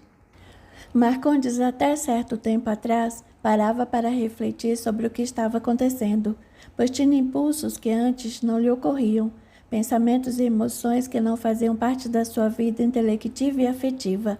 Ele sabia que tais impulsos, pensamentos e emoções não lhe pertenciam, apenas não conseguia entender o que de fato estava acontecendo. Se tivesse feito preces, pedido ajuda ao plano espiritual, enfim, se predisposto a melhorar-se moral e espiritualmente, com certeza teria recebido o apoio necessário e a obsessão teria acabado. Quando há melhoria moral de uma pessoa, o obsessor toma distância e deixa de importuná-la. Contudo, quando essa mesma pessoa vai se entregando às insinuações dele, aos poucos se torna sua presa. Se no primeiro grau o obsidiado consegue distinguir suas ideias das do obsessor, no segundo grau essa distinção já não acontece. Ele aceita passivamente as insinuações como se fossem seus próprios pensamentos e busca segui-las. Ele ficou ruminando as ideias, a fim de concluir sobre a sua conduta, tanto em relação a Ivete quanto a Lucélia. Instado por Gaspar, concluiu que por algum tempo deixaria Ivete em paz. Com o passar das sessões, ela voltaria a se achegar mais a ele e então ele daria o bote decisivo. Por enquanto, tudo iria ficar em banho-maria. Já com relação a Lucélia, iria pouco a pouco envolvê-la em suas garras, até não poder mais escapar. Foi assim que na sexta-feira seguinte, atendeu polidamente Ivete, tratando-a com delicadeza, porém dentro dos moldes profissionais. Ela notou a diferença e, embora de um lado tenha ficado satisfeita, de outro achou o tratamento um pouco frio. Na verdade, ficou indecisa. Teria sido muito ríspida, talvez grosseira mesmo. De qualquer modo, fora ela quem determinara esse tipo de tratamento, de modo que concluiu ser melhor assim e seguiu um pouco mais tranquila para sua casa. Na terça-feira seguinte, Lucélia chegou com 5 minutos de atraso para a sessão, pediu desculpas, explicando ser consequência do trânsito, devido à chuva forte que caíra sobre a cidade. Marcondes não estava interessado nisso, mas em ajudá-la a seu modo, a se desfazer da timidez que lhe tolhia as palavras e as emoções. Mas era preciso seguir o enquadro terapêutico que ele professava, daí a pergunta incisa, assim que acabou de deitar-se sobre o divã. O que mais você associa o seu atraso? A que mais? Como assim? Diga o que lhe vier à mente, sem qualquer reflexão anterior. Associei o meu atraso à chuva, à dificuldade de locomoção, à distância entre a minha casa e o consultório, e ao medo de vir aqui. Pronto, ao medo de vir aqui. Medo de quê especificamente? Medo de ter falado sobre mim, sobre o que penso, o que sinto. A sessão começara dentro dos moldes pré-estabelecidos, mas a mente do terapeuta era um rol de ideias desbaratadas. Ao mesmo tempo em que procurava auxiliar a paciente, usando dos recursos terapêuticos de que dispunha, e nisso ele era muito eficaz, procurava encontrar meios de achegar-se mais a ela e conquistar-lhe a confiança. Na verdade, ele queria mais que isso. Seu desejo era se apoderar do coração dela, mesmo sendo casado e tendo uma grande diferença de idade entre ambos. Isso não lhe passava pela cabeça. Nessa altura, ele também já não se questionava quanto à conduta ética da profissão que abraçara. Fora-lhe colocada na mente a ideia da conquista e queria alcançá-la a qualquer custo. Não lhe ocorria nenhuma conjectura sobre a dignidade da paciente como ser humano. Ele estava sendo desconsiderada, desqualificada, surgindo-lhe meramente como objeto de conquista. Dado, porém, que se tratava de um analista experiente, Marcondes não deixava de aplicar as técnicas que bem conhecia para fazer aflorar a consciência da paciente o móvel do problema que a atormentava e do qual queria ver-se livre. Desse modo, a sessão prosseguiu com a irrupção de fatos enterrados nas profundezas da mente e suas respectivas emoções, fazendo com que, ao deixar o consultório, Lucélia consolidasse o seu julgamento sobre o terapeuta, considerando um excelente profissional. Marcondes conseguira refrear o desejo estúpido de aproximar-se mais da jovem e, quem sabe, conseguir até mesmo um primeiro beijo, roubado com a maestria de um homem experimentado nas paixões irracionais que podem irromper inesperadamente de um coração feminino desorientado. Se não foi agora, pensou com um sorriso irreverente, será muito em breve, disso não tenho nenhuma dúvida. Lucélia tinha uma única amiga na faculdade, isso porque os pais de ambas se conheciam, o que facilitou a aproximação entre as duas jovens. Carolina era o seu nome, fazia análise havia mais de um ano com Marcondes, tendo indicado a colega de classe. Se no trato com os demais amigos as duas eram fechadas, entre si isso não acontecia. Assim que se conheceram, uma grande amizade nasceu entre elas, de modo que segredos, às vezes guardados a 7 chaves, eram revelados sem nenhum temor, pela confiança que havia. Essa abertura fez com que Lucélia começasse a falar sobre Marcondes, inicialmente em seu aspecto profissional, mas logo entrando no campo dos sentimentos. Carol, muito obrigada pela indicação do Marcondes. Está gostando? Ele é um excelente psicólogo. Já deu para perceber isso na primeira sessão. Quando tinha uns 20 anos, procurei um analista, mas não deu certo. Ele não tinha experiência e o jeito de lidar com as pessoas como Marcondes. Depois de 1 mês e meio, eu já não queria mais saber de análise. Agora, entretanto, é diferente. Ele sabe como chegar em nosso íntimo e retirar coisas que a gente nem se lembrava mais, e faz isso com uma facilidade que me espanta. Eu lhe disse que ele era muito bom. Agora, aqui entre nós, ele é um verdadeiro galã. Lucélia, o que é isso? Disse Carolina rindo. Ele tem quase o dobro da sua idade. Melhor, é mais experiente. Você não tem jeito mesmo. Em 2 sessões já perdeu a timidez. Que nada. Ainda me sinto muito reprimida, travada mesmo. Isso que estou falando é só entre nós, mas penso que dentro de alguns meses poderei estar mais aberta para não temer tanto as pessoas e estabelecer um contato saudável com os demais. Afinal, foi para isso que procurei um terapeuta. Acredite, você vai conseguir. A fama de Marcondes não é gratuita. Ele é mesmo um terapeuta muito bom e muito bonito. Pare com isso, mulher. Sem dúvida, ele conseguir uma primeira vitória e não se dera conta. Transferência à parte, Lucélia interessara-se por ele. O clima que se estabelecera em plena sessão fora propício ao nascimento de uma paixão. Lucélia estava carente de uma afeição dirigida exclusivamente a ela. Apesar de estar com 29 anos, namorara apenas 2 vezes e por um período muito breve. Jovens da sua idade, em sua maior parte, já estavam casadas, ao passo que ela ainda não conseguira um namoro firme, como era o seu desejo. Apesar da beleza juvenil, a austeridade da sua fisionomia afastava os possíveis pretendentes. Eram comuns diálogos como este entre ela e Carolina. Lucélia, Arnaldo deve estar interessado em você. De onde você tirou essa ideia? Não vê como ele não tira os olhos daqui? Ah, então ele deve estar interessado em você. Eu sou o noivo, esqueceu? É possível que ele esteja olhando para a Marlene aqui atrás. Marlene é casada. Sei lá, tem rapaz que gosta do perigo. E assim ela acabava descartando a possibilidade de uma aproximação com os rapazes da classe. No trabalho era a mesma coisa. Ali era até mais fácil alguém se aproximar dela, pois trabalhava no escritório de contabilidade do pai e era chefe de 6 rapazes e 5 moças. E como supervisora, mantinha uma boa distância entre ela e os funcionários. No entanto, no íntimo, estava frustrada por viver sozinha, sentindo-se solitária e desamada. E quanto mais se isolava, mais difícil ficava sair dessa situação. A sua autoestima estava muito baixa e a autoimagem nada batia com a beleza jovem que ostentava por trás da sisudez das suas expressões contidas. Como Marcondes nunca insinuou qualquer interesse, além do profissional, em relação a ela, Carolina viu o terapeuta de modo bem diferente. Para ela, tratava-se de um homem culto e experiente, sério e honesto, cujo único objetivo era auxiliar seus pacientes a livrar-se dos entraves emocionais que os atormentavam. Foi assim que procurou pintá-lo para a amiga.